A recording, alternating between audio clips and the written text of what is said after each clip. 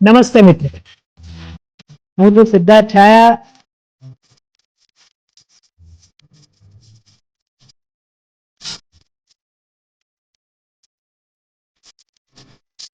તો સ્વાગત છે તમારું સિટ ટોક્સમાં.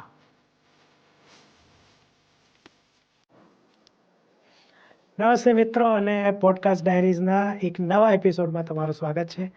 તમે જોઈ જ રહ્યા છો અત્યારે કે અરવિંદ વેગડા આપણી સાથે છે. નમસ્કાર. અને અરવિંદભાઈને આમ જો તો કોઈ ઓળખાણની જરૂર નથી, પણ તેમ છતાં કહીએ તો એ ગુજરાતી પોપ સિંગર છે, એક્ટર છે, પ્લસ ગુજરાતી ફિલ્મોને જે પ્રોત્સાહન આપે એવા એવોર્ડ્સ છે, એમના શિરે એમની પણ જવાબદારી છે. એટલે બીજું એ શું કરે છે એ આપણને આ પોડકાસ્ટમાંથી જ ખબર પડી જશે.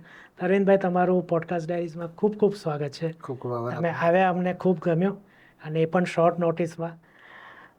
તો શરૂઆત કરીએ આપણે ચર્ચાની. તો અરવિંદ વેગડા, હા. ધી અરવિંદ વેગડા તો અત્યારે છે, અચ્છા. પણ જ્યારે એ અરવિંદ વેગડા નહોતા ત્યારે શું કરતા? નાનપણથી આપણે કહીએ તો. નાનપણમાં તો દરેકે દરેક જે બાળકને જે પ્રમાણેનો ઉછેર મળતો હોય છે એ પ્રમાણેનો ઉછેર મળ્યો. જી. સારી બાબત એ થઈ હતી કે પપ્પા રિઝર્વ બેંકમાં હતા, એટલે રિઝર્વ બેંક ક્વાર્ટર્સમાં મારો શું કહેવાય કે ગ્રોથ, અને જ્યાં અમે લોકો મોટા થયા બધા મિત્રો સાથે, કારણ કે ત્યાં એક સરસ એન્વાયરમેન્ટ અમને મળ્યું કોલોનીનું, કે જ્યાં બધા જ કોસ્મોપોલિટન ક્રાઉડ હતું, બધા જ લોકો એક સાથે એક જ બેંકના બધા એમ્પ્લોય હોય, એક જ જગ્યાએ જોબ કરતા હોય. ત્યાં આજે 1000થી વધારે લોકો રહેતા હોય એવી કોલોનીમાં તમને જ્યારે રહેવાનું મળતું હોય, એટલે એક એન્વાયરમેન્ટ બહુ સરસ હોય કે ત્યાં જ પ્લે એરિયા હોય, ત્યાં જ સ્કૂલ હોય, ત્યાં જ મલ્ટીપર્પઝ એક્ટિવિટી થતી હોય, ત્યાં જ અમે લોકો ક્રિકેટ રમતા હોઈએ, અને આ બધી જે છે ત્યાં એક સારું એન્વાયરમેન્ટ મળ્યું, જેથી કરીને એક સારી સંગત મળી. એ બહુ જરૂરી હોય છે કે તમારું જ્યારે બાળપણ હોય ત્યારે તમને કેવા મિત્રો મળે છે, બાળપણ હોય ત્યારે તમને કેવી શિક્ષા મળે છે. શિક્ષણ તો સ્કૂલવાળા આપતા હોય, ઓફકોર્સ. પરંતુ તમને જે સંસ્કાર અને શિક્ષા મળતી હોય એ ત્યાં રહેતા હોય ત્યાંથી મળે છે. એટલે એક સરસ એન્વાયરમેન્ટ મળવાના કારણે એક વધારે સારું વિઝન થતું ગયું. ઓફકોર્સ સ્ટડીઝમાં એક લેવલ પર ઓકે હતું, એટલે એવરેજ સ્ટુડન્ટ ગણાવી શકું કે ભાઈ ફર્સ્ટ ક્લાસ તો આવે આપણને, એટલે એ રીતે હતું. પરંતુ ઘણી વખત એવું થતું હોય કે ત્યાં જ નાના નાના કાર્યક્રમો પણ થતા હોય, એટલે ત્યાં ભાગ લેવાનું, બધા મિત્રો હોય એટલે એમની સાથે ભાગ લેવાનો આનંદ મળતો હતો. એવી રીતે નાની નાની એક્ટિવિટીઝમાં ભાગ લેતા હતા, ટેલેન્ટ ઇવનિંગમાં ભાગ લઈએ, ક્યારેક નાટકની કંઈ કોમ્પિટિશનમાં ભાગ લઈએ, ક્યારેક વક્તૃત્વ સ્પર્ધામાં ભાગ લઈએ. એવી રીતે સ્કૂલ પણ ખૂબ સરસ મળી, વિદ્યાનગર હાઈસ્કૂલ, જે કપાસી સાહેબની સ્કૂલ, એટલે ત્યાં પણ બહુ સારું એન્વાયરમેન્ટ મને મળ્યું. એટલે નાનપણ જે છે એ મારું બહુ સરસ રહ્યું આ જે એન્વાયરમેન્ટના કારણે, કે જ્યાં સારા મિત્રો, સારા શિક્ષા અને સારા સંસ્કારના સિંચન થયા. અને એ વખતે કોઈ ગોલ નહોતો કે ભાઈ ક્યારે બી આપણે ફિલ્મમાં કે એક્ટિંગ કરિયરમાં કે સિંગિંગ કરિયરમાં કે એન્ટરટેનમેન્ટ ફિલ્ડમાં આવશું. રાઈટ. એક સિમ્પલ હોય, પપ્પાને બેંકમાં જોતા હોઈએ એટલે આપણે એમ થાય કે ભાઈ બેંકમાં નોકરી મળે એટલે કેટલું સારું. પછી બધા ક્રિકેટ ખૂબ રમતો હતો સ્કૂલમાંથી, એટલે મને એમ થયું કે કંઈક સારું સ્ટેટ લેવલ રમી અને પછી બેંકમાં જોબ મળી જશે. આનાથી વિશેષ વધારે કશું નહીં. પિક્ચરો જોઈને એવું થતું હતું કે યાર હીરો બનવું જોઈએ, પિક્ચરની અંદર રોલ બચ્ચનનો જંજીરમાં જોયો તો થયું ઇન્સ્પેક્ટર બનવું જોઈએ. એટલે આવા બધા એટલે બહુ નાનપણમાં જે બધા બાળકો છે ને, જે હોય. પપ્પા કહે કે એન્જિનિયર બનવું જોઈએ, એટલે આવી બધી વસ્તુ એવું થતું હતું કે ભાઈ કરિયર ક્યાં જવાની છે નેવર નોઝ, એમ કહે ને કે પાપા કહેતે બડા નામ કરેગા, એવી કોઈ વાત જ નહોતી. પરંતુ સ્પોર્ટ્સ બહુ જ બધી એક્ટિવિટીઝમાં હું રસ લેતો હતો. એટલે એકદમ ફિઝિકલ બોડીથી માંડીને જે આમ તરબરાટ પહેલેથી રહેતો હતો કે કંઈક કરવું છે, કંઈક કરવું છે, કંઈક કરવું છે, કંઈ જ ખબર નહીં. ટેનિસમાં પણ રસ પડે, બેડમિન્ટનમાં પણ રસ પડે, ટેબલ ટેનિસમાં પણ, એટલે સ્પોર્ટ્સમાં એ વખતે મને ખૂબ રસ. મને એન્ટરટેનમેન્ટ ફિલ્ડમાં એટલું બધું નહોતું, પરંતુ અમારે ત્યાં જ બધા રહેતા હોય, લોકો કહે કે ભાઈ તું ગા, કે તું આવું કર. 7મા ધોરણમાં પહેલી વાર ગીત ગાયું ટાંકી પર ચડીને, એટલે આવા બધા પણ અનુભવ થયા. પપ્પાની સ્કૂલનું કોઈ ગીત હતું, એમણે મને લખીને આપી હતી કવિતા, મને ખરી રટી લીધેલી, ભાઈ ભાગીને આવતો રહ્યો હતો કે શું થયું મને ખબર નથી. બહુ ડર, સખત સ્ટેજનો ફિયર, સ્કૂલમાં પણ સખત સ્ટેજનો ફિયર. એટલે સ્પોર્ટ્સનામાં આગળ રહીએ, પણ એન્ટરટેનમેન્ટમાં સ્ટેજ પર ચડવાનું it is next to impossible for me. એટલે એ ક્યારેય શક્ય બન્યું નહોતું. પરંતુ one fine day I did 11મા 12મા ધોરણમાં પહેલી વખત હું સ્ટેજ પર જઈને ગાવા ચડ્યો, અને મેં જે ગાયું તો યે જો મોહબ્બત એ સોંગ, અને વન્સ મોર થયું. થયું કે વાહ ક્યાં વાત હે, તો બધાને બહુ ગમે. મને પણ ગાવાની ઈચ્છા થતી, મને એમ થતું બહુ સારો અવાજ, મારી બહેનનો પણ બહુ સારો અવાજ. અમે લોકો આગળ વધતા ગયા, કોલેજ પણ બહુ સારી મળી, સૌરભ ચોકસી સાહેબની કોલેજ હતી, નવગુજરાત કોલેજ, નવગુજરાત. જ્યાં પણ અમને લોકોને યુથ ફેસ્ટિવલ્સ બધું હોસ્ટ કરતા હતા. અગેન પહેલા વર્ષે હું ગયો તો મને કહે કે ના સિંગરમાં તો થાય એમ છે નહીં, બધું સિલેક્ટ થઈ ગયું છે. કારણ કે બાજુના રૂમમાં અત્યારે ઓડિશન ચાલી રહ્યું છે ડ્રામાનું. તો મેં કીધું ચલો ડ્રામામાં ટ્રાય કરીએ, આપણે તો આયા જ છીએ આજે ઓડિશન આપવા, સિંગિંગ નહીં તો ડ્રામાનું. કોઈ જાતનું કશું નહોતું. મને કે પણ કે યાર બહાર મને બધાએ કહી દીધું કે હવે તો બધા કેરેક્ટર ફાઇનલ થઈ ચૂક્યા છે, ખાલી લીડ એક્ટરનું કેરેક્ટર બાકી છે. અચ્છા. હું લીડ એક્ટરમાં તો પ્રશ્ન જ નથી આપણે.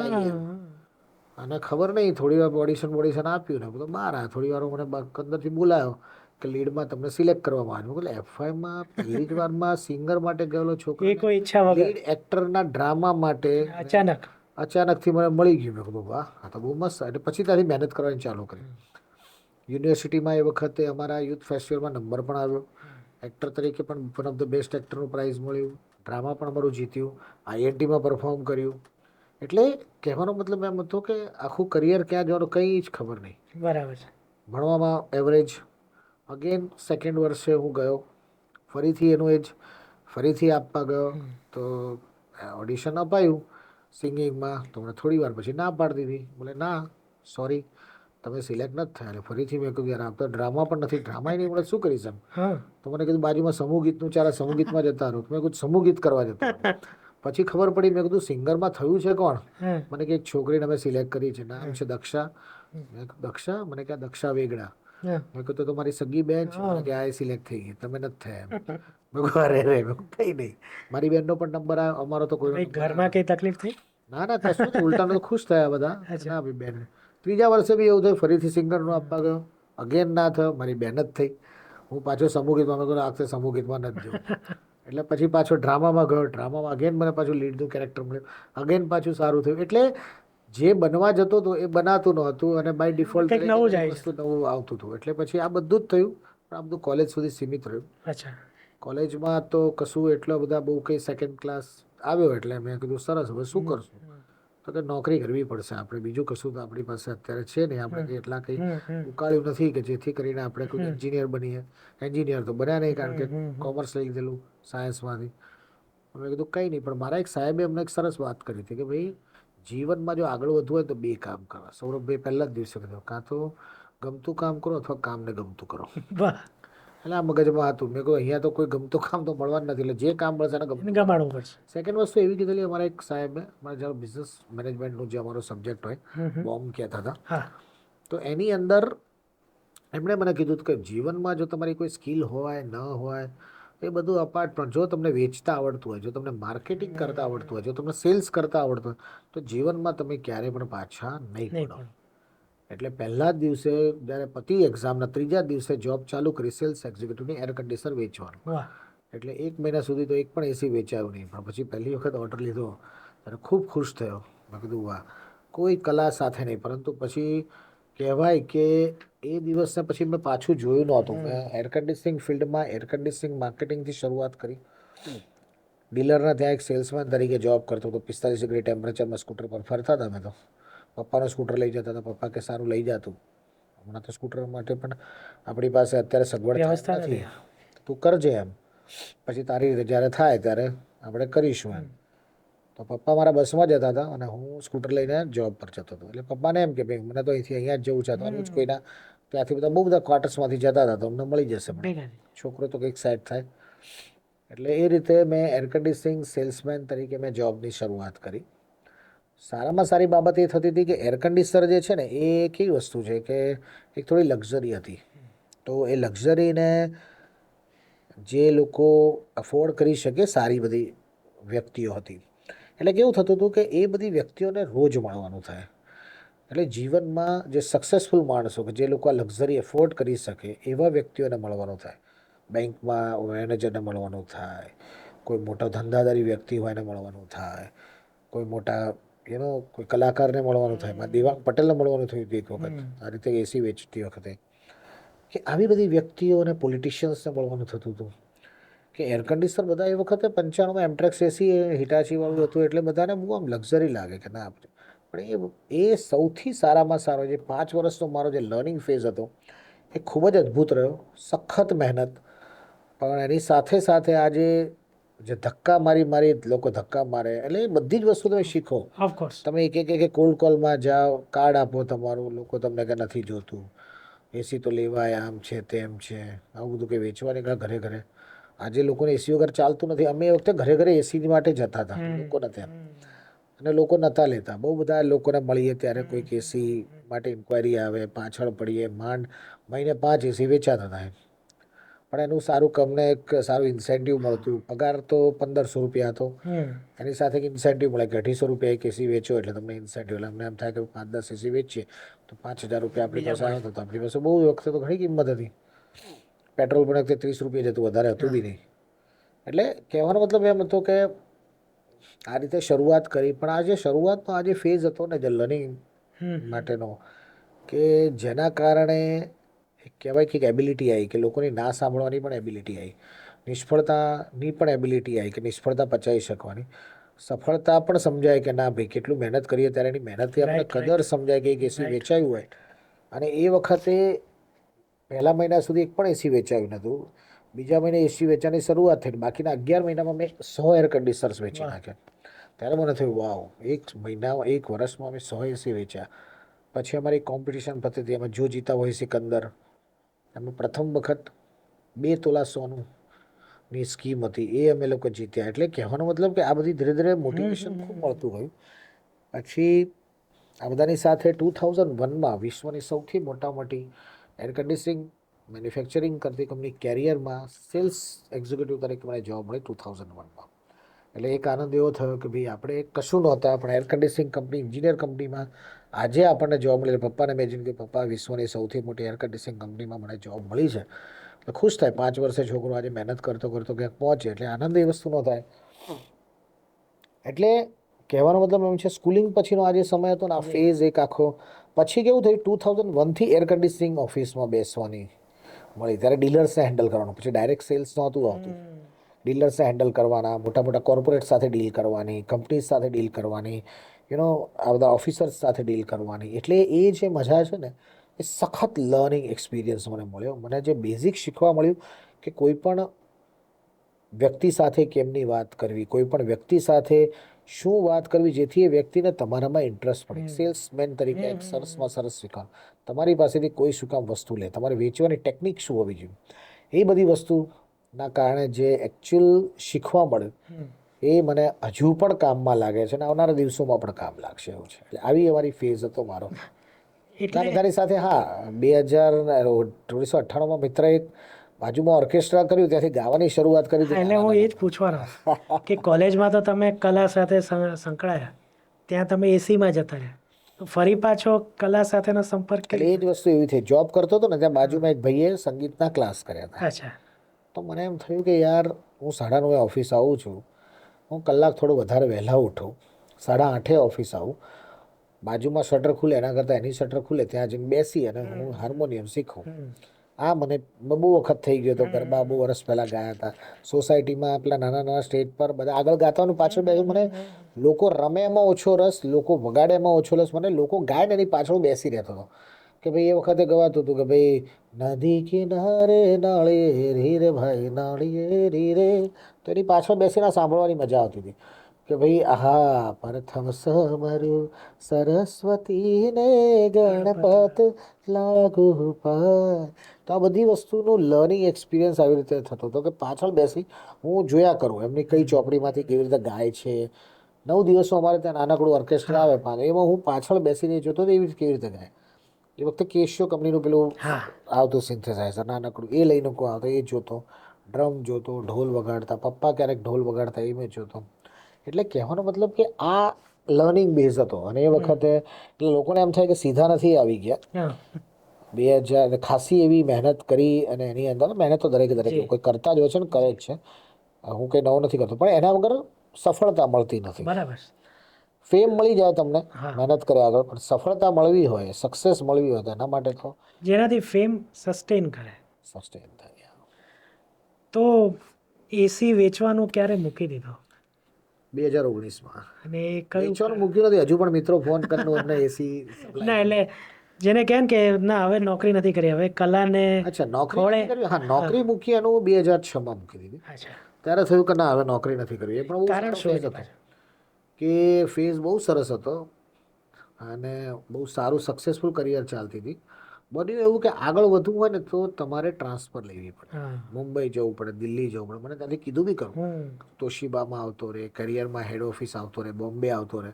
તારું પોટેન્શિયલ બહુ સરસ છે, તું બહુ સરસ કરી શકીશ.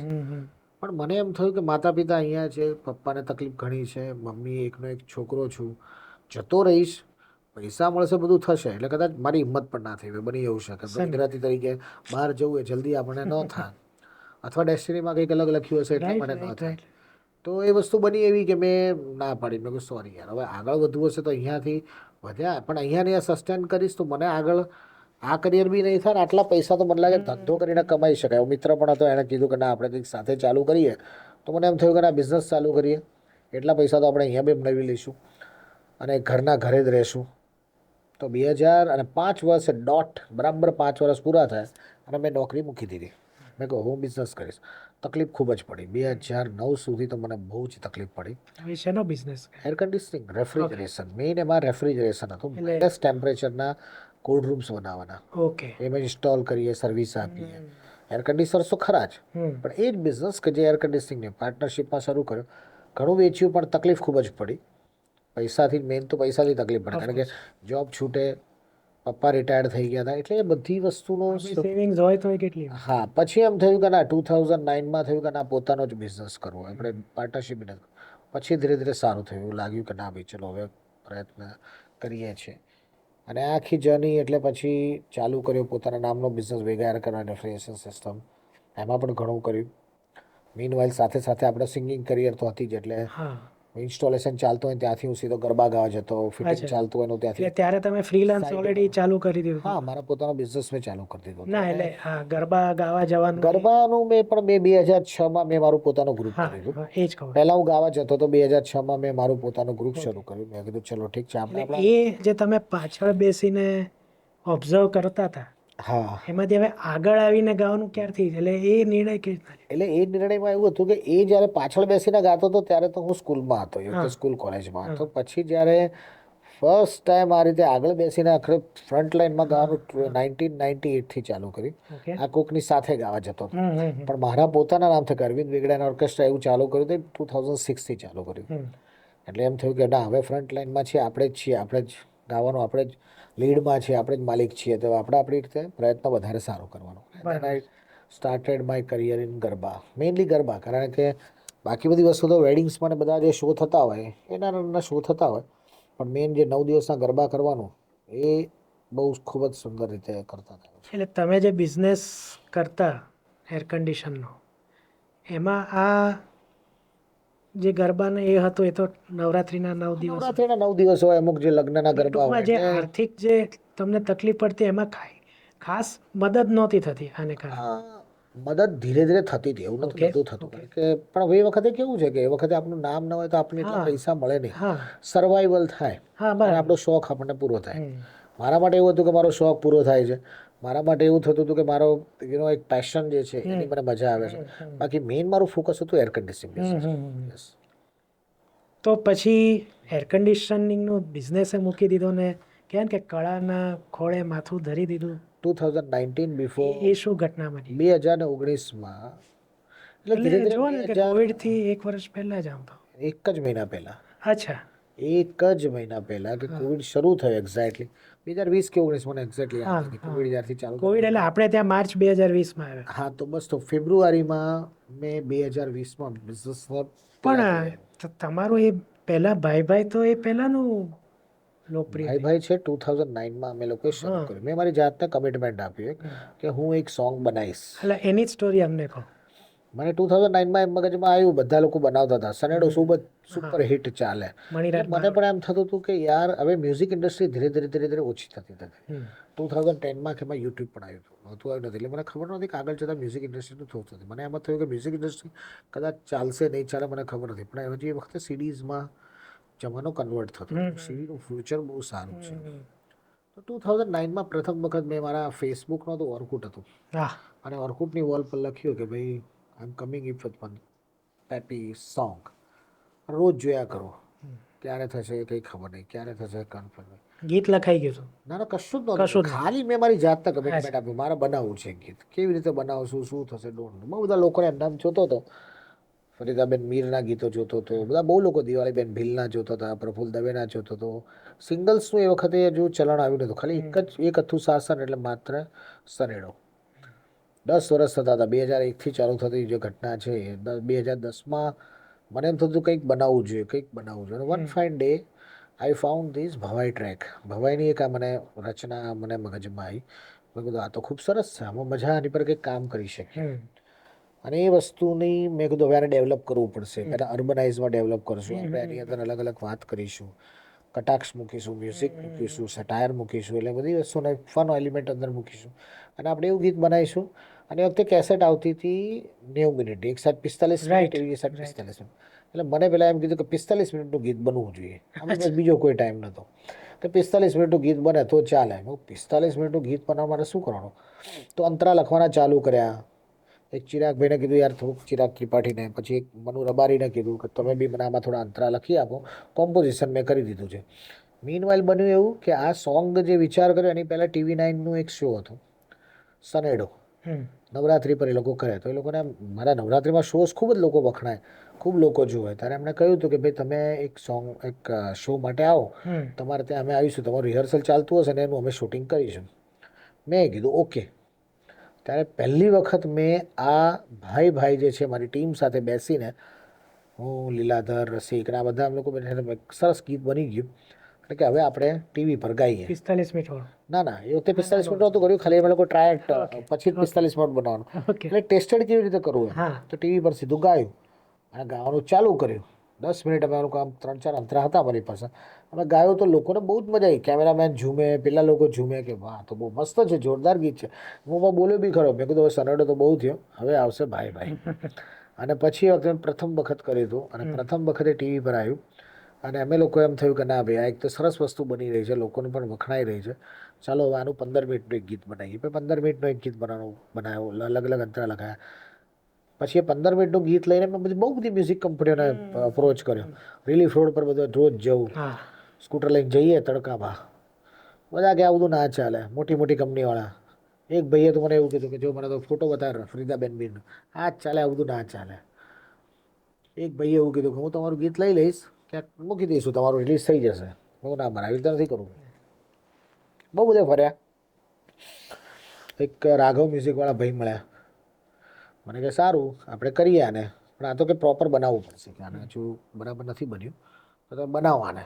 પછી એમણે કહ્યું, બધા ભેગા થયા. પછી કે આનો વિડીયો પણ બનાવવો પડશે. તો આવી રીતે બનતું એક 45 મિનિટની આખી રચના તૈયાર કરી, રેકોર્ડ કરી અમે લોકોએ અલગ અલગ રીતે, બધા અલગ અલગ અંતરા સાથે. એમાં ફિલ્મ ઇન્ડસ્ટ્રીની વાત હોય, ક્રિકેટની વાત હોય, રાજકારણની વાત હોય, પછી આપણા ગુજરાતની વાત હોય.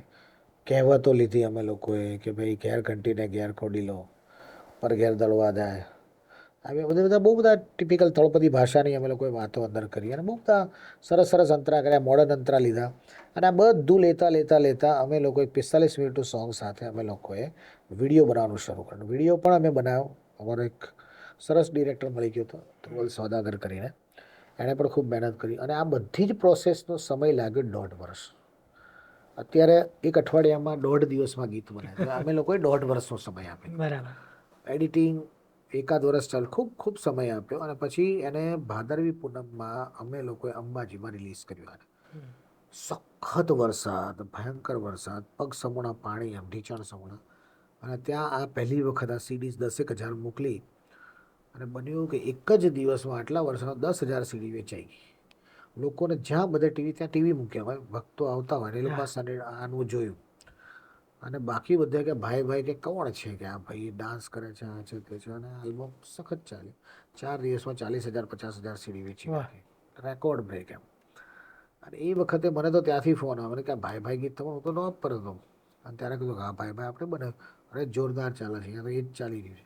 એટલે કહેવાનો મતલબ કે આ રીતે આખી ભાઈની રચના ઓક્ટોબર 2011માં, સપ્ટેમ્બર 2011માં આ એકદમ પ્રોપર માર્કેટમાં અમે લોકો. અને પછી તો ભાઈ બે ફિલ્મોમાં પણ આવ્યા છે, રામલીલા અને એવું કે એના પછી 2012માં મોદી સાહેબે મને બોલાયો.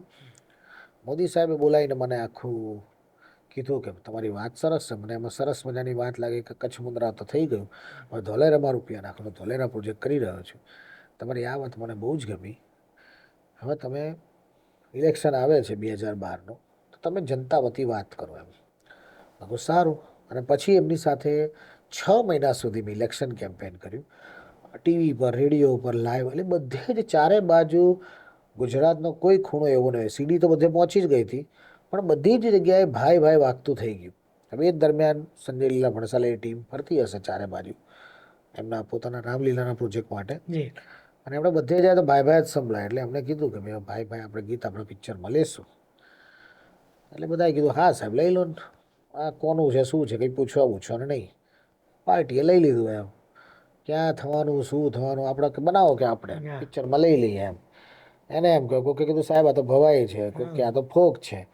પણ એની પાછળ ભાઈ ભાઈને આ જગ્યાએ પહોંચાડવા પાછળની જે મહેનત થઈ, તમે કીધું 1.5 વર્ષ જે મહેનત કરી, લોકોએ આટલો પ્રેમ આપ્યો. મોદી સાહેબે એક વાત ચોખ્ખી કીધેલી કે ભાઈ આ છોકરાએ બનાવ્યું છે તો આ છોકરાને એની ક્રેડિટ મળવી જોઈએ, બીજા કોઈને ના મળવી જોઈએ.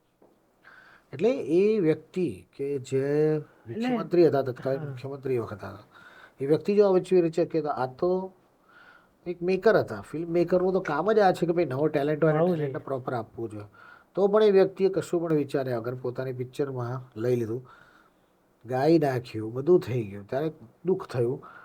પ્રયત્ન કર્યો આપણે કે ભાઈ એટલીસ્ટ ક્રેડિટ મળે, પણ હવે શું થાય કે આવા મોટા મેકર માણસ મળવાનું થયું એમની સાથે. ના ક્યારે મળવાનું થાય નહીં. બોલિવૂડમાં એક તકલીફ તો આ રહેવાની કે ભાઈ તમને કોઈ એ લોકો વાપરી નાખ્યું, વાત પૂરી થઈ ગઈ, પછી હવે કશું નહીં એમ. તો ભુજમાં પણ થયું. ભુજમાં પણ બહુ લાંબો વિવાદ થયો હતો કે ભાઈ તમે હવે તો ક્રેડિટ આપો, અમે નથી માંગતા. પણ ભુજની વાત અલગ હતી. ભુજનો મારો જે વિવાદ હતો, એ વિવાદ એટલે અમે લોકોનું ઓબ્જેક્શન હતું કે જે અમારી માંગણી હતી, એ માંગણી એ વખતે મેં કીધેલું અમારી સાથે આખો જોડાયો હતો સમાજ, નાયક સમાજ, કે જે એકચ્યુઅલ ભવાઈના પ્રણેતા છે, જે લોકોએ ભવાઈને સાચવી છે. અને અમારા જેવા તો ભવાઈને એક સરસ મજાનો બેઝ લઈને અમે લોકો આગળ ગયા. અને અમે ક્યારે બી એવું નહોતું, ઘણા લોકો કહે તમે તો તમારું પોતાનું ક્રિએશન કહો તો ભવાઈ જ, પણ મેં ક્યારે એવું કહ્યું જ નથી. હું તો કહું છું કોઈ પણ સંગીત કે કોઈ પણ વસ્તુ જ્યારે બનતી હોય તો એનો પ્રેરણાનો સ્ત્રોત હોય. ઓફકોર્સ. અને એ પ્રેરણાનો સ્ત્રોત મારા માટે ભવાઈ હતી. પછી એ બનાવવાનું, લોકોને ગમે એ પ્રમાણે મ્યુઝિક કરવાનું, લોકો વચ્ચે પોપ્યુલર કરવાનું, આ બધું કામ આપણું છે. તમે એક બેઝ લો, તમે એની પરથી શરૂઆત કરો. અને છતાં પણ અમે તો આખો સમાજ અમે તો ભેગો કર્યો કે ના આપણે લોકોએ કેમ કરવું જોઈએ, કારણ કે ડિજિટલ યુગ છે, ખૂબ જ મોટી કંપની છે. કાલે ઉઠીને આપણે ભવાઈ ગાવી હશે, તમે યુટ્યુબ પર મૂકશો તો તમને પણ એની પર આવશે કે સ્ટ્રાઇક આવશે, તમને ગાવા નહીં દે, તમને એની ક્રેડિટ નહીં મળે. તો આજે આપણે વિરોધ કરીને એમની પાસેથી આ વસ્તુ કહેવી જોઈએ કે તમે અમારે પૈસા ન જોતા, તમે ક્રેડિટ આપો. અને પૈસા આપતા હોય તો આગળના સમયની અંદર ભવાઈનું ઉત્થાન થાય, એના માટે આપણે પૈસા વાપરવા જોઈએ. આવી અમારી માંગણી હતી કે મારે કોઈ એની અંદર કોઈ મંછા નહોતી કે ભાઈ મને આવા કોઈ કે મને ટીવી પર મને 5 વાર આવવા મળે. ટીવી પર તો ઓલરેડી હું 2015માં બિગ બોસથી અને ઘણી બધી જગ્યાએથી હું તો 2012માં આ જે ઇલેક્શન કેમ્પેન કરતો રોજ ટીવી પર આવતો હતો. તો ટીવી પર આવું મારા માટે કોઈ મોટી વાત હતી જ નહીં. સમાચારોમાં આવું મારા માટે મોટી વાત હતી જ નહીં. મારા માટે વાત એ હતી કે જો હવે ડિજિટલ માધ્યમમાં આ લોકો પોતાની ડિજિટલ ફિંગરપ્રિન્ટ બનાવી નાખશે ભાઈ ભાઈ પર કે એની પર, તો બનશે એવું કે આવતીકાલે મારે ગાવું હશે તો બી મારે એમની પરમિશન લેવા જવું પડશે. કોઈ ભવાઈના જે નાયક સમાજના કોઈ બાળકે ગાવું હશે, દીકરાએ ગાવું હશે, દીકરીએ ગાવું હશે તો પરમિશન લેવા જવું પડશે. અને જો ગાશે ને મૂકશે યુટ્યુબ પર તો યુટ્યુબ એની સ્ટ્રાઇક મારશે કે પેલી તો મોટી કંપની જાય, તો નાના નાના કલાકારો. તમે કોપીરાઇટ કરવાનું કંઈ કોપીરાઇટ કેવું છે કે કોપીરાઇટ માટે પણ મેં તો પ્રયત્ન કર્યો, કોપીરાઇટ માટે મોકલ્યું, પણ હવે એ બધી ટીડીએસ એ બધી વસ્તુ થઈ શકે, પણ હવે એ બધી જરૂર નથી હોતી. જ્યારે તમે ડિજિટલી કોઈ પણ માધ્યમે તમારી વસ્તુ ઉપર મૂકી દીધી હોય તો એ મારે મૂકી લીધી. મેં TV9નો શો જે છે, જે મેં પ્રથમ વખત ગાયો, ઓલરેડી ઓન એર થયેલો હતો. એટલે અમારા માટે એ કોપીરાઇટ જ કહેવાય, એ કોપીરાઇટ જ કહેવાય. એમાં કંઈ મારે કશું કરવાની જરૂર જ ના પડે. કહેવાનો મતલબ એમ છે કે આ બધી જે નિટીગ્રિટીઝ જે છે, એ બધી નિટીગ્રિટીઝ આજની જમાનામાં નવા છોકરાઓને ડિજિટલ યુગની અંદર આ પ્રકારની મોટી પાયરસી થઈ કહેવાય, ચોરી થઈ કહેવાય. અને આજની તારીખમાં ઇન્ટેલેક્ચ્યુઅલ પ્રોપર્ટીની ચોરી એ સૌથી મોટી ચોરી ગણાય છે, કારણ કે એમાં કોઈ વસ્તુ નથી હોતી. એક વિચાર હોય, કાં તો એ પ્રોડક્ટ્સ જે છે એ ઓન ડિજિટલ પ્લેટફોર્મ હોય.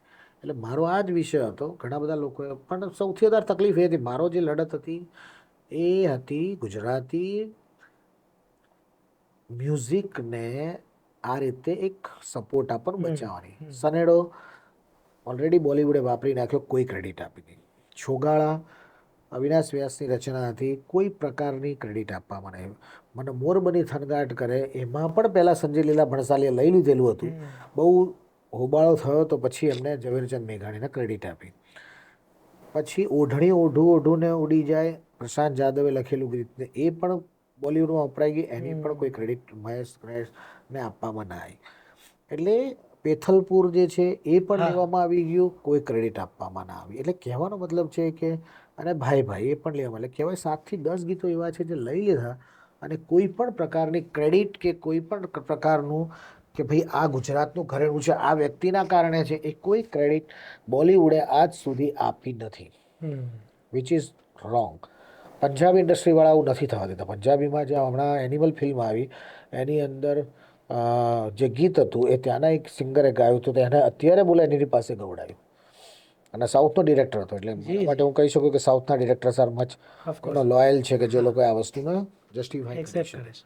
આ વસ્તુ એક ગુજરાતી તરીકે દુઃખ એ વસ્તુનું થાય કે ગુજરાતી વ્યક્તિ જે છે સંજય લીલા ભણસાલી પોતે ગુજરાતી છે, તો એને આ વસ્તુને વિચાર કરવો છે, સેન્સિબલી આ રીતે વિચાર કરવો છે. જેનું દુઃખ થયું અને જેના માટે હું લડતો હતો કે ભાઈ આ રીતની વસ્તુ છે, ત્યારે ગુજરાતની જ બધી વ્યક્તિઓ, ગુજરાતના સિંગર ફ્રેટર્નિટી, કે ગુજરાતના બધા લોકોએ પણ આ વસ્તુને કહેવું જોઈએ કે ના ભાઈ આ રીતે થતું હોય તો ભાઈ આવનારા સમયની અંદર એમના બાળકો દ્વારા કે એમના પેલા કરેલા શું કહેવાય કે એમની આવનારી પેઢી કે એમની કોઈ રચના આ રીતે જતી રહેશે તો ખબર પણ નહીં પડે. કારણ કે ત્યારે એવું લાગે કે આ અરવિંદ વેગડાનું જ છે, પણ તમે કીધા એ પ્રમાણે 10 ઉદાહરણ બીજા પણ નીકળ્યા, કાલ સવારે 100 થશે. એક્ઝેક્ટલી. એટલે આ વસ્તુ સમજવી, એના માટે ખાલી સિંગર થવું એ બહુ જરૂરી નથી. You have to be very much careful. તમને દુનિયાની આ બધી વસ્તુના બિઝનેસીસ છે, આ બધી વસ્તુની તમને ખબર પડતી જોઈએ. અને આ બધું ખબર, એટલે હું એવું નથી કહેતો કે સુપર હ્યુમન છું, પણ જે હું શીખ્યો હતો ને આટલા વર્ષોમાં ધક્કા ખાઈને, એમાંથી આ બધી વસ્તુ શીખ્યો હતો કે ભાઈ શું કહેવાય. તો એ વસ્તુ બેનિફિટ એ રીતે કરે કે તમે જાગૃત રહેવા જોઈએ. દરેકે દરેક કલાકારે પોતાની કલા માટે કે પોતાના હક માટે જાગૃત રહેવું જોઈએ. આ મારી વાત હતી.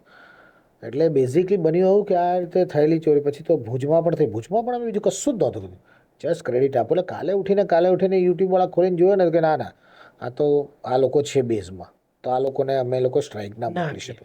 તો એ એક પ્રૂફ થઈ જાય તમારા માટે. તો બને આવું કે આ બધી વસ્તુ થવી એ જરૂરી હતી અને એમાં એ લોકોએ પછી ક્રેડિટ તો ના આપી, પણ જે ઓટીટીનું પિક્ચર હતું કોઈ એવું હતું પણ નહીં. એ પિક્ચર સેન્સર બોર્ડમાં પણ નહોતું આવ્યું અને એ વખતે હું પોતે સેન્સર બોર્ડનો મેમ્બર હતો. જ્યારે ભુજ પિક્ચર આવ્યું પણ સેન્સર બોર્ડમાં પિક્ચર જ નહોતું, સીધું ઓટીટી પર એટલે એ પણ એમાંથી જ નીકળી ગયું. પણ ત્યાં અજય દેવગણ એ લોકોએ એ ગીતને ફિલ્મમાંથી કાઢી નાખ્યું, જે અમારા માટે અમને બી ના ગમ્યું કે હોવું જોઈએ, અમને કંઈ ખોટું નહોતું. ક્રેડિટ જ આપવાની વાત હતી, ખાલી ક્રેડિટ આપીને નામ લખ્યું હોત તો બહુ થઈ ગયું. હું તો મારું નામમાં નથી કહેતો, એ લોકો તો કેવું ને ભવાઈનું નામ લખ્યું કે ભવાઈ પરથી લીધેલું, એવું પણ કંઈક લખ્યું હોત તો શું થાત કે એની ગરિમા અને અમારા બધાનું જળવાઈ જાય. અમે તો કહેતા હતા રાખો, કારણ કે અલ્ટિમેટલી તો સોંગ જ બહાર જાય છે ને. બરાબર છે. એવું છે. તો પછી બિગ બોસમાં જવા મળ્યું તમને? હા, બિગ બોસમાં જવા મળ્યું. એને આ કોન્ટ્રોવર્સી સાથે કોઈ સંબંધ કે એ વખતે કોઈ એને સંબંધ નહોતો. તો કેવી રીતના બિગ બોસમાં તમને બોલાવવામાં આવ્યા? ફેસબુક પર બધી આ ભાઈ ભાઈ ગીત તો ઓલરેડી પોપ્યુલર થઈ ગયું હતું. પછી બન્યું એવું કે 2013માં મને રાહુલ ધોળકિયાએ મને સંપર્ક કર્યો, જેને રઈસ બનાવ્યું, કે ભાઈ મારી એક ફિલ્મ આવી રહી છે એનું એક ગીત છે, તમે ગીત કરો ભાઈ ભાઈ પરથી.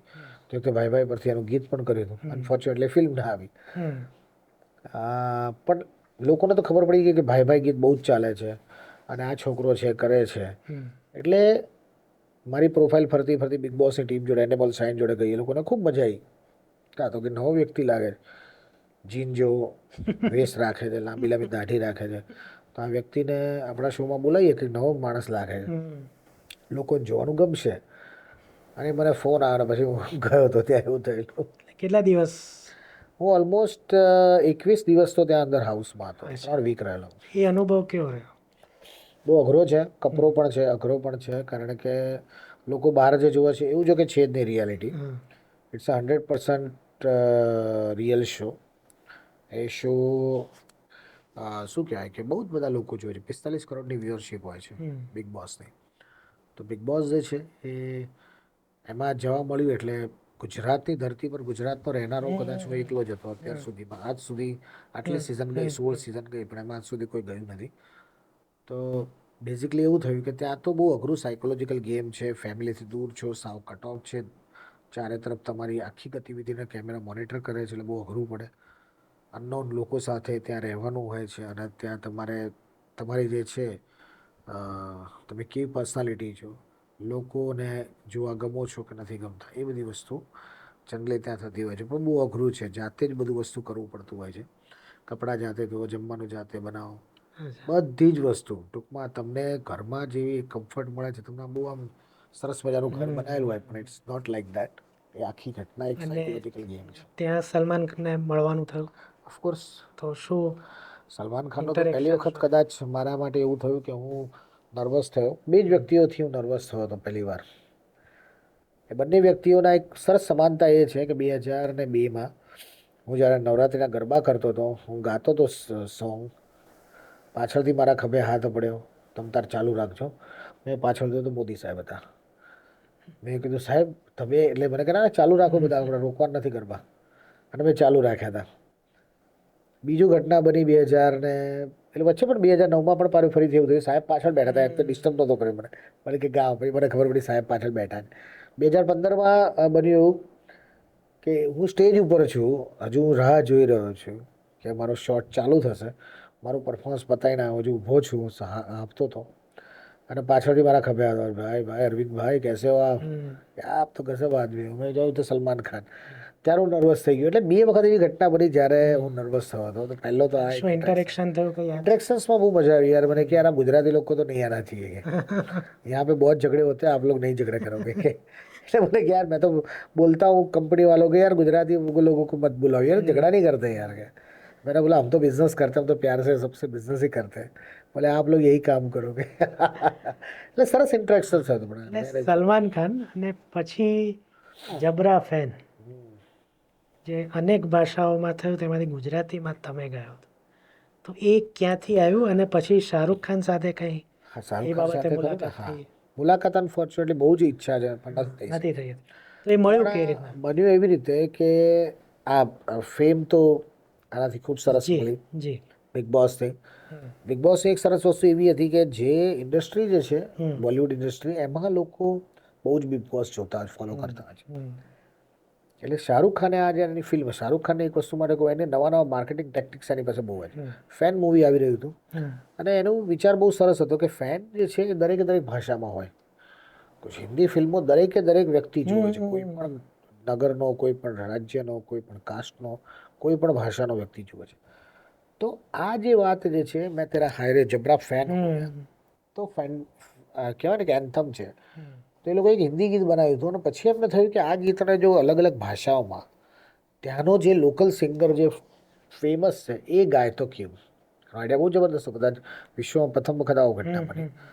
અને એ વખતે તો 7 લેંગ્વેજ હતી, હિન્દી સિવાય 6 લેંગ્વેજ. તો 6 લેંગ્વેજ એ લોકોએ નક્કી કરી કે મરાઠી, ગુજરાતી, પંજાબી, ભોજપુરી અને બંગાળી, આટલી લેંગ્વેજમાં આપણે કરીએ.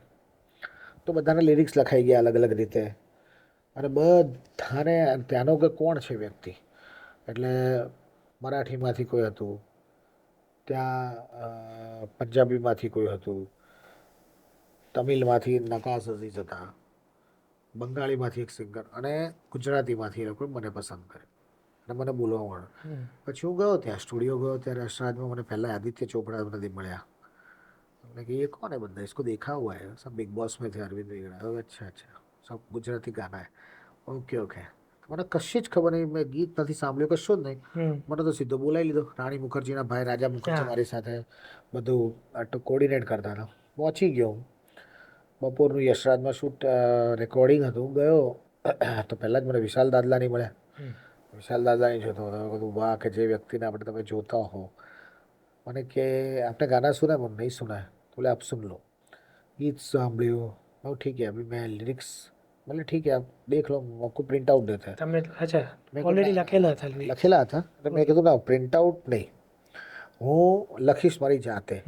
હું દરેકે દરેક સોંગમાં એવું છે કે હું કોઈ પણ ગીત ગાવાનો હો તો હું મેં પહેલાં એ શું કહેવાય કે એ ગીતને લખતો હોઉં છું ગુજરાતીમાં, મારી ભાષામાં.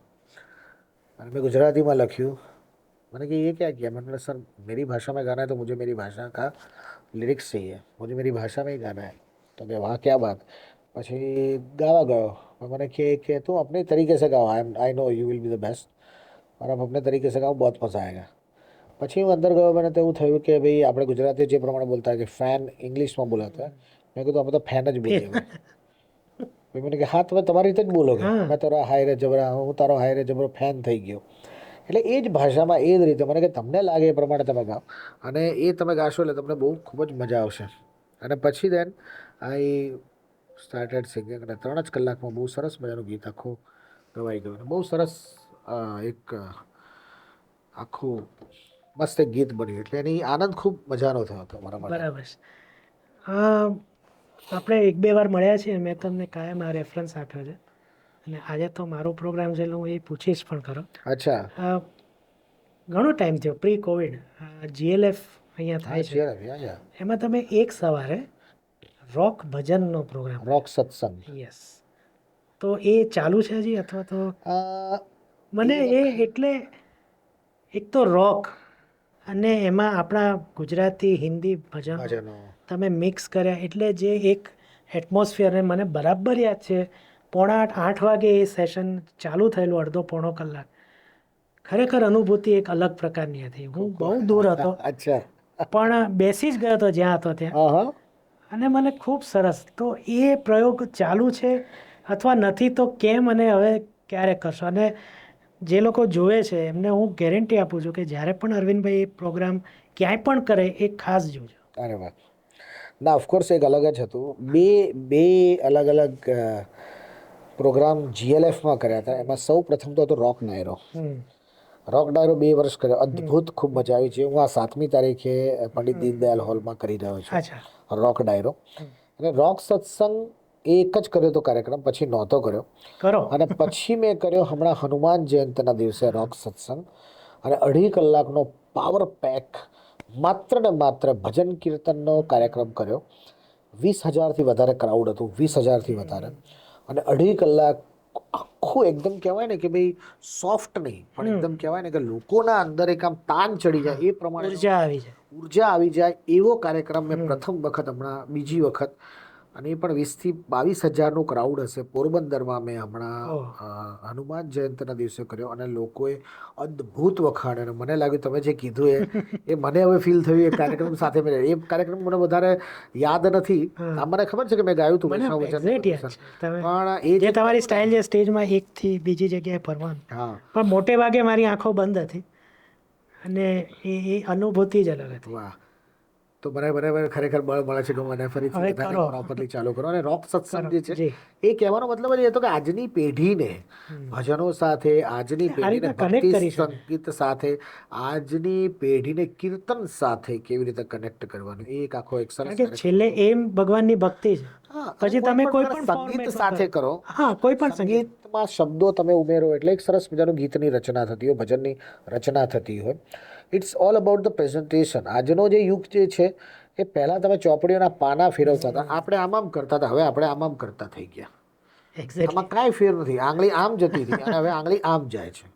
બેઝિકલી વસ્તુ એવી છે કે પણ આંગળી બહુ ફટાફટ જતી હોય. પેલામાં તો એક એક પાનું વાંચો એટલે એની ઝડપ ઓછી છે.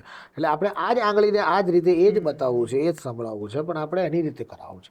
એ આપણો એક એમ છે. અને હમણાં જ મેં કર્યો અને મને ખૂબ જ પ્રતિસાદ જબરદસ્ત મળ્યો. એટલે મને એવું લાગે છે કે એ કાર્યક્રમ પર હવે વધારે ફોકસ કરું. એક્સક્લુઝિવ હવે એક. અચ્છા, હવે તમે એક એવોર્ડનું પણ એક સંચાલન કરો છો, જીફા, જે ગુજરાતી યા. ફિલ્મોમાં ઘણા બધા જે કોઈ પ્રોત્સાહન તમે એક રીતના આપી રહ્યા છો, તો એ શું છે? પછી એના ઉપર બી હું એક પણ એ બે સવાલ મેં કીધું ને કરીશ. કે કોઈ પણ કાર્યની શરૂઆત થતી હોય ને હમ. એની પાછળ એક ઘટના બની હોવી જોઈએ અને બનતી હોય છે. ઘટના એવી બને છે કે મારા લાઈફમાં તો એવું છે કે મને કંઈક, મેં કીધું ને કે આ કંઈક નવું શરૂ કરવું એટલે એની પાછળની ઘટના શું એમ.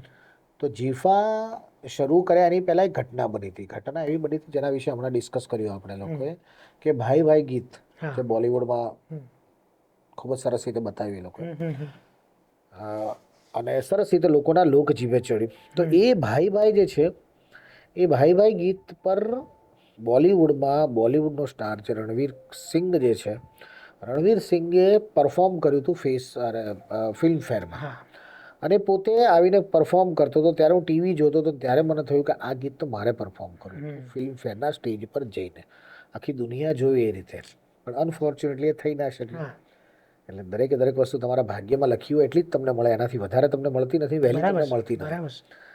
અને હવે એ બધું વધારે સમજાય છે કે ભાઈ એ વખતે કંઈક નવું નિમિત્ત હશે, એના માટે ત્યાં નહીં, કદાચ ત્યાં જી, કર્યું જી. હશે, ત્યાંની જર્ની કદાચ અટકી ગઈ હશે, અને ઘણા બધા લોકો સાથે હું કનેક્ટ થવાનો હોઈશ, એ કદાચ એ ઘટનાથી ન પણ થઈ શક્યો હોત, હમ. તો મારું એકલાનું જ કરતો હોત. પરંતુ બન્યું એવું કે આવું થયું.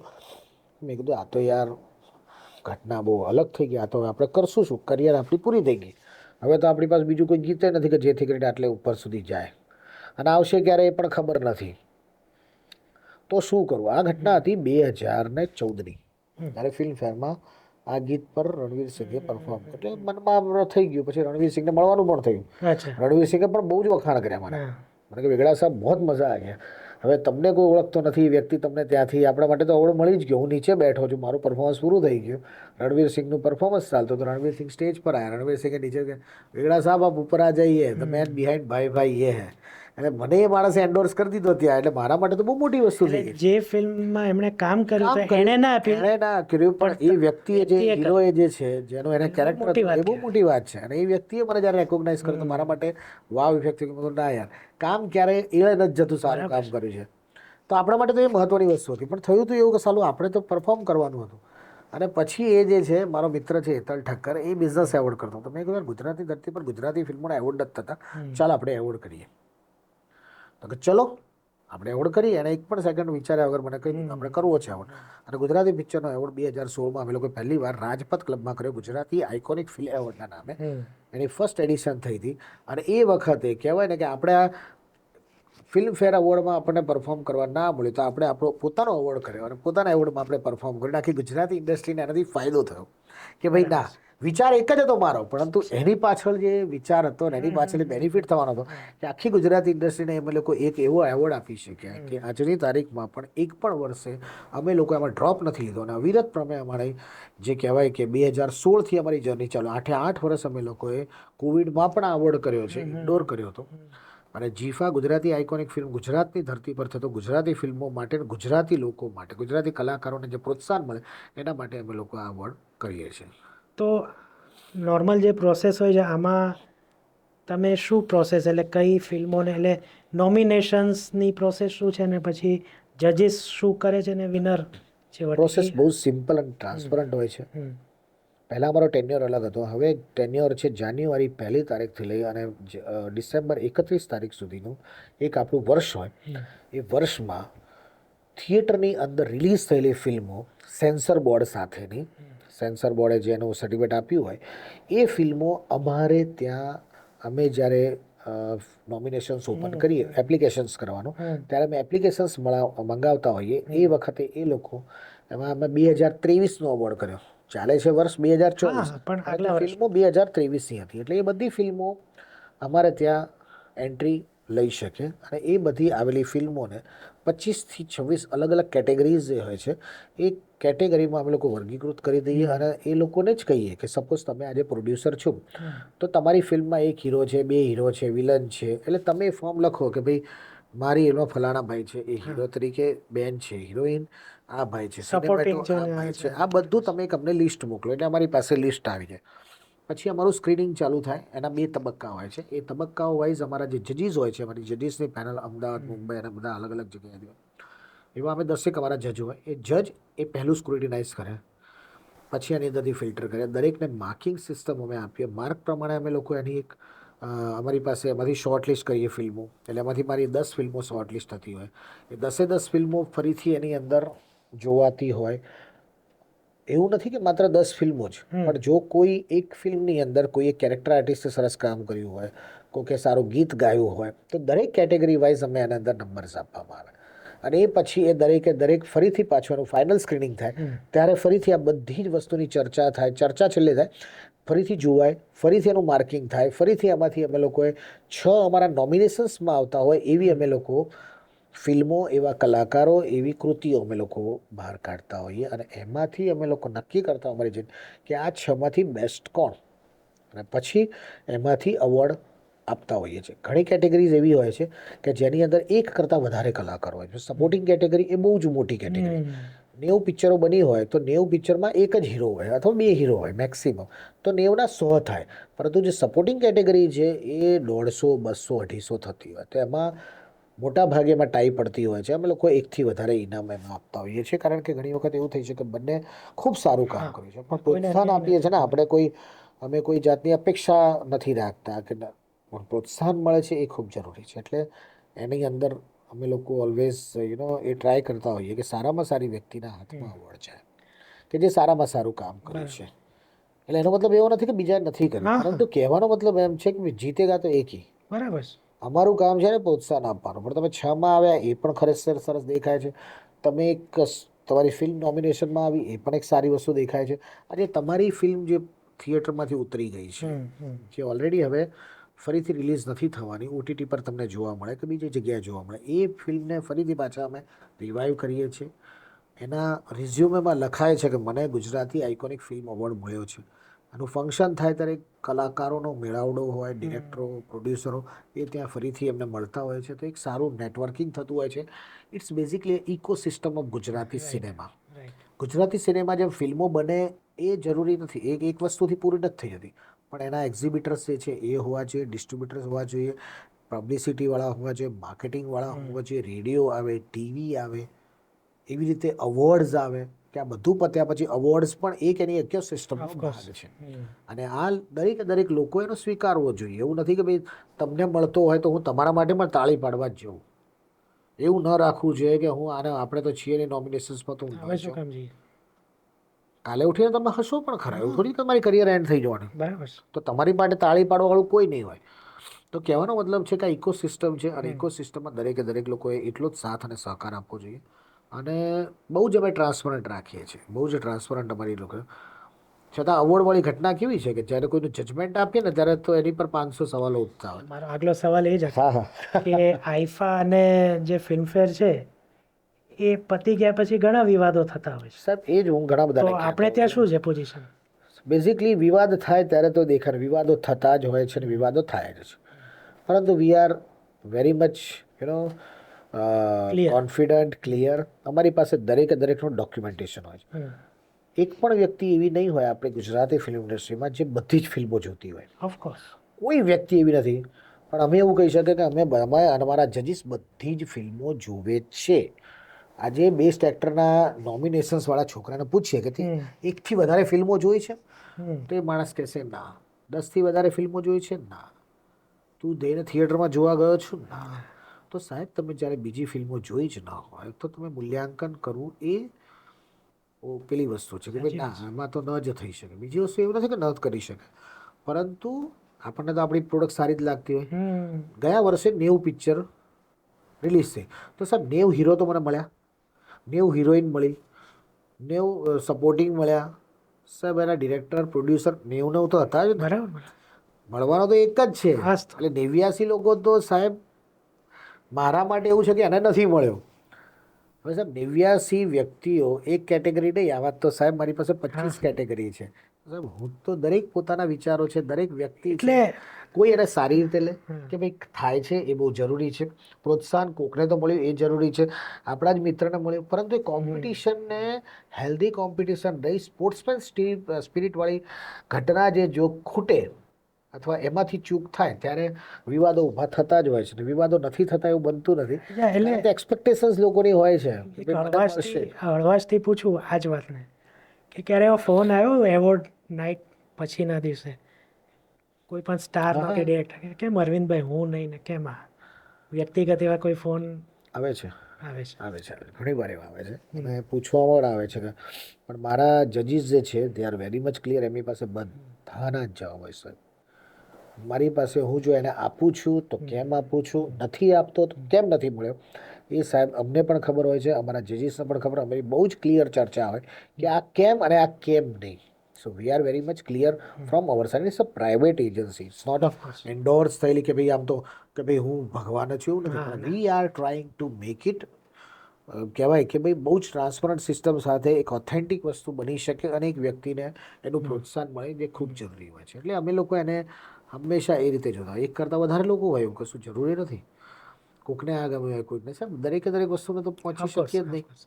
પણ થાય છે એ જરૂરી છે. જરૂરી. અને સાહેબ અમે બહુ ક્લિયર રહીએ છીએ.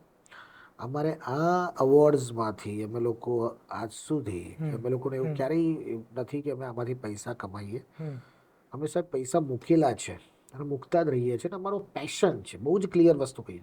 સાહેબ તમે તો બિઝનેસ કરો છો, ફિલ્મો બનાવો એ તમારો બિઝનેસ છે.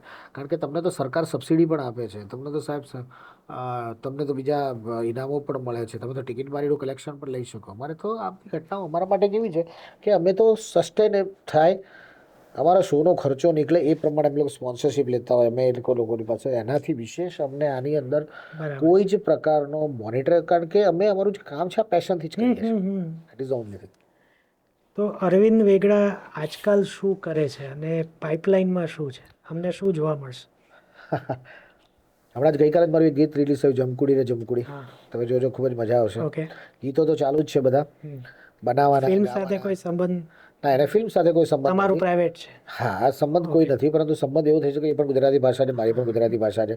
કદાચ એવું બની શકે કે મારી તો એક ગીત છે કે જેના કારણે ફિલ્મને ફાયદો થશે, તમને ખૂબ ગમશે, કે લોકોના નામે લોકોના મોઢે આ જીભે લોક જીભ્યા ચડશે. ચડી ગયું. તો ફિલ્મને ફાયદો થાય તો અમારા માટે તો એક સારો જ ફાયદો છે. Right, right. કે એના કારણે કદાચ અમારું ગીત કદાચ બે લોકો વધારે જોશે, તમને એ પણ ગમશે. કહેવાનો it's a ecosystem, win win situation બંને માટે છે. અને સર્ચમાં Negative તો બે છે જ આવશે. નથી. બંને આવશે, બે YouTube જોવે સર્ચમાં લોકો, બે આવશે. બંને લોકો જોવે તો લોકોને તો મજા જ આવવાની Of છે. course, of અમે તો લખતા જ નથી કે ભાઈ આના માટે આ ફિલ્મનું ગીત છે કે આનું ગીત છે. અમે તો એમ જ કહીએ છીએ કે સાહેબ તમે બંને માણો, અને તમારા મોઢે જો જમકુડી ચડે છે અને કાલે ઉઠી તમે ફિલ્મ પણ જોવા જાઓ છો તો એ પણ અમારી જીત છે. કારણ કે ફિલ્મની સાથે પણ સંકળાયેલા જ છીએ અમે લોકો તો. ગયા વખતે માનસી પોતે જીતેલી છે અમારો બેસ્ટ એક્ટ્રેસનો એવોર્ડ. એની ફિલ્મ જે એની કંપની જીતેલી છે, એના બધા કેટલા બધા કલાકાર. તો અમારા માટે તો કેવું છે કે સરસ જ છે. અમારા માટે તો એ ઘટના ઇટ્સ બહુ બહુ સરસ એક ઇકોસિસ્ટમ અને એક બહુ સારું કહેવાય ને કે વિન વિન સિચ્યુએશન વાળી છે. બંને માટે સારું છે, એવું છે. એટલે જમકુડી અત્યારે તમારું હા, એ અત્યારે છે. બીજા મારા બે ફિલ્મો એઝ અ લીડ એક્ટર તરીકે હું કામ કરી રહ્યો છું. ધમાચકડી કરીને મારું કોમેડી ફિલ્મ, એ પણ હવે થોડા વખતમાં રિલીઝ થશે. પેન્સિલ કરીને મારું બીજું પિક્ચર છે, એ પણ રિલીઝ થશે. ત્રીજી એક ફિલ્મ છૂટાછેડા આ વર્ષે, છૂટાછેડા પણ આ વર્ષે રિલીઝ થશે, જેનું શૂટિંગ અત્યારે ઓલરેડી ચાલી રહ્યું છે. બીજી પણ બે ફિલ્મો આવી રહી છે, જેની અંદર મને નાનો કે મોટો મને એક્ટિંગ કરવાનું એક જે કહેવાય ને શોખ છે. એક તો મેં ક્યારેય વિચાર્યું નથી. હા, મેં એક પ્રોજેક્ટ કર્યો તો અનફોર્ચ્યુનેટલી પ્રોજેક્ટ હું પૂરો ન કરી શક્યો. જ્યારે ગુજરાતી ફિલ્મોની અંદર એક નવો જ યુગ શરૂ થવાનો તો કેવી રીતે જઈશ વખતથી, ત્યારે જ મારી ફિલ્મ અમે લોકો ઓલરેડી બનાવી રાખી હતી, પણ અનફોર્ચ્યુનેટલી રિલીઝ ન કરી શકે. મેં કીધું ને કે જ્યાં સુધી એ નહીં હોય આપણા માટે, પણ નાની નાની કરીને મહેનત કરીને અમારા માટે. પેલી જે ઘટના છે આના માટે કદાચ હજી નથી બની. હજી નથી બની, બની શકે, હજુ નથી બની. એટલે મને હું રાહ જોઈને બેઠો છું.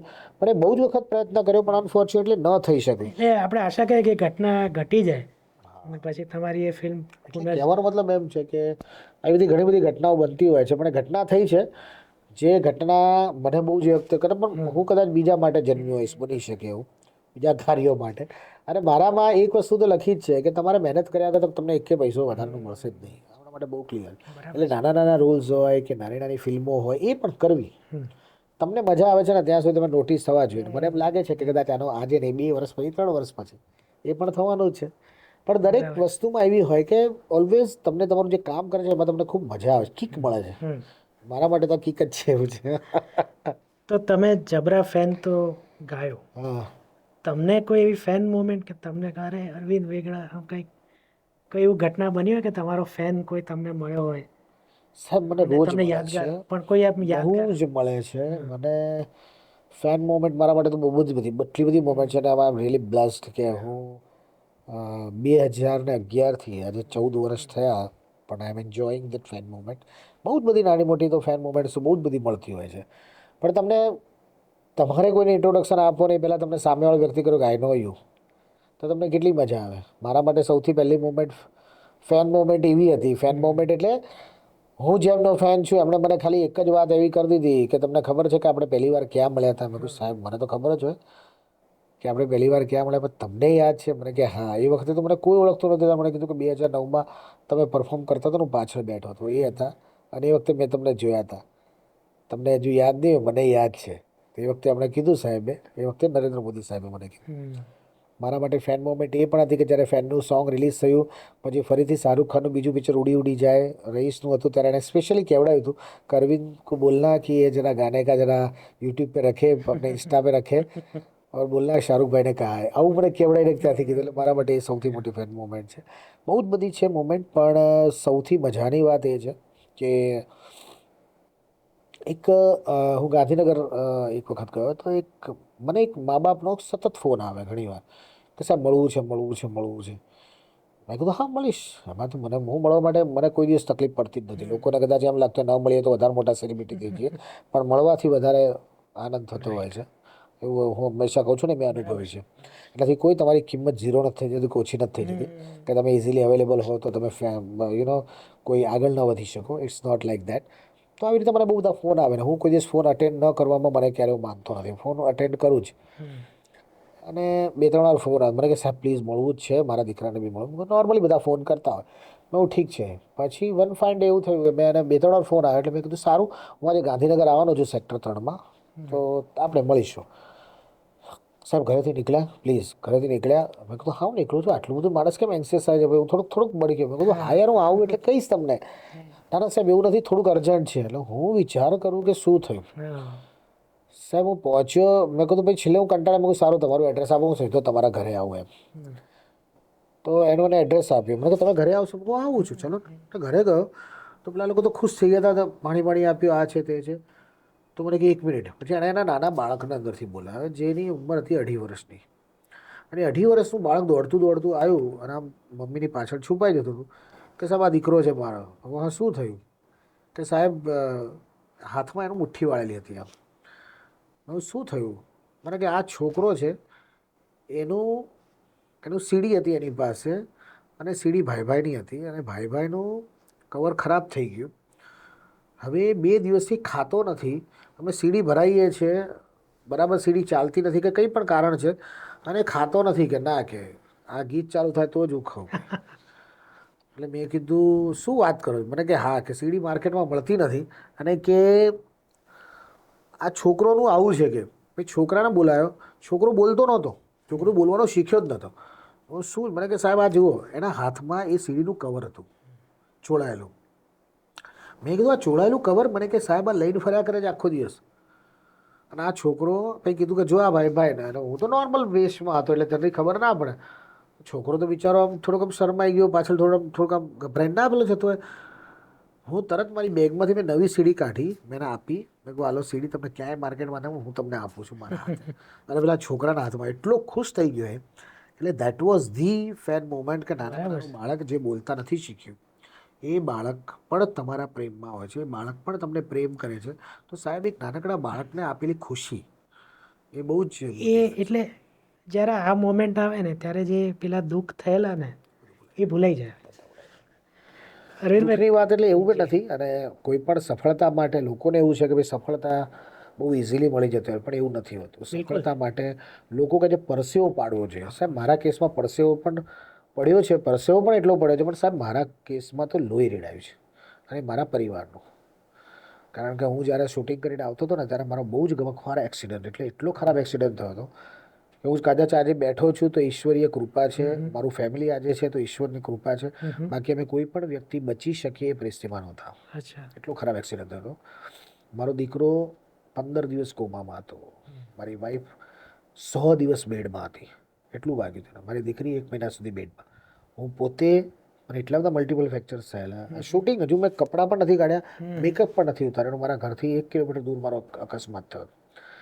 અને કહેવાય ને કે લોહી એટલે અમે લોકો બધા જ કહી દેતા આ પરિવાર નહીં બચે. અને એ વખતે પણ મારા ડિરેક્ટર બધા કે ના સાહેબ આપણે આ પ્રોજેક્ટ નહીં કરીએ, આ તો અફસો કે નહીં યાર કહેવાય ભાઈ તો. મેં તું તારે કર પ્રોજેક્ટ, કશું નહીં થાય.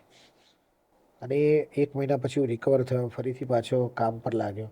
મારું ફેમિલી તો બધું હજુ એકદમ શું કહેવાય કે બેડ રેસ્ટમાં હતું બધું. દીકરો મારો બોલવા જ નહોતો શીખ્યો, 1.5 વર્ષનો હતો એ વખતે તો. એટલે એને તો કેવી પરિસ્થિતિ થઈ મને ખબર જ નથી. એટલે આજે પણ અમને થોડીક ચિંતા હોય છે એના વિશે. એટલે એવું નથી કે એકનું ભાગ્ય. એટલે સાહેબ એ જે મળેલી સફળતાની કિંમત છે ને એની ખૂબ ચૂકવી છે, અને કિંમત ચૂકવી છે ત્યારે મળે છે. એટલે લોકોના આજના તો હું હંમેશા કહીશ કે ભાઈ એના માટે તમારે બહુ હોમાવું પડતું હોય છે. મારા કેસમાં તો એવું થયું છે, મને બીજાની ખબર નથી. પરંતુ એટલા માટે એ સફળતાને સાચવવી એ જવાબદારી છે. એ સફળતાનું સન્માન કરવું એ પણ જવાબદારી છે મારી. એટલે આ ઘટના બનેલી હોય છે, એટલે બહુ સહેલું નથી થયું મારા કેસમાં તો એ છે.